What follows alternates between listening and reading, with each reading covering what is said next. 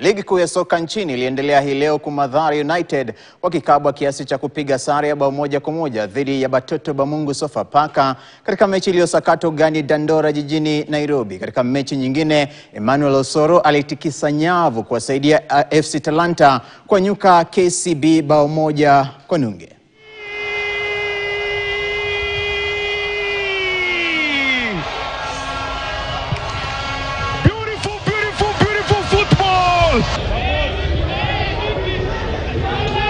Upande wa pili sasa, Musa Masika.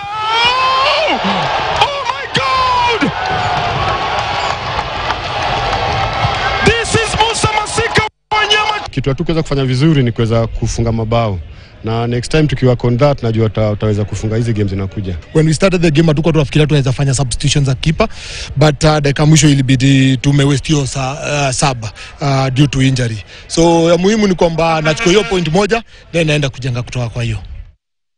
Tukitoka Estadio di Dandora tuelekee kule Misri. Ni kwamba naibu kocha wa timu ya taifa ya soka